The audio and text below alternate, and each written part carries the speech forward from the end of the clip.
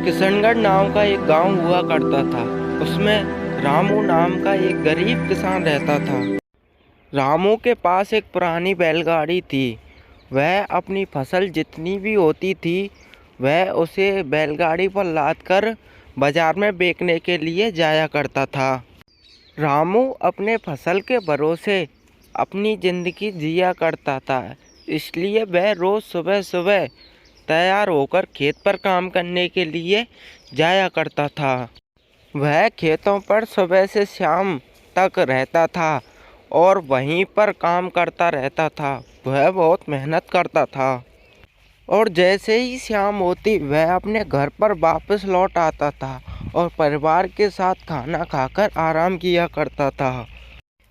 अगले दिन जब सुबह होती है तो वह अपने बेटे को भी अपने साथ काम करने के लिए खेत पर ले जाता है।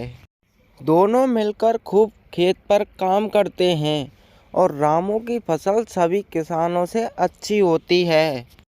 तब रामू अपने घर आ जाता है और घर आकर अपनी पत्नी के पास जाकर अपनी पत्नी से बोलता है, कमला सुनो, इस बार की फसल बहुत अच्छी हुई है और फसल पक भी गई है, तो हम कल सुबह तैयार होकर फसल को काटने चलेंगे। हाँ जी, ठीक है, कल सुबह तो होने दीजिए। फिर अगली सुबह सूरज उगता है और पक्षी चहचहाने लगते हैं।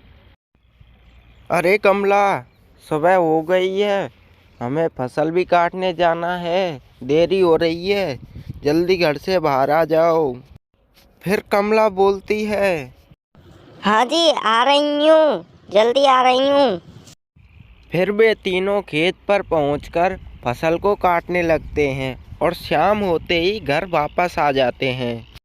फसल ज़्यादा थी, इसलिए पूरी फसल एक दिन में नहीं कट पाई थी।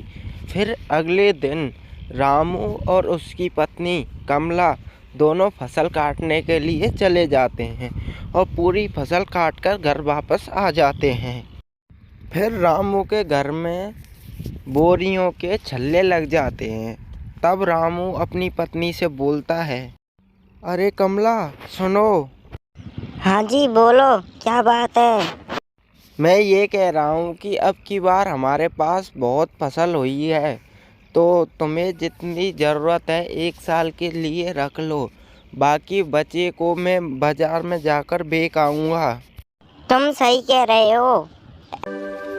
रामू अपने अनाज को एक साल के लिए रखकर बचे कुचे को बाजार में बेचने के लिए चल देता है अपनी बैलगाड़ी को लेकर। फिर रामू अपनी फसल को अच्छे भावों में बेच देता है और उसके पास खूब पैसे आ जाते हैं। फिर रामू फसल बेचकर अपने घर वापस आ जाता है और वह हर साल ऐसे ही फसल बेचकर पैसा इकट्ठा करता रहता है। फिर वह खुशी खुशी रहने लगता है और इसलिए कहा गया है, मेहनत करने वालों की कभी हार नहीं होती है।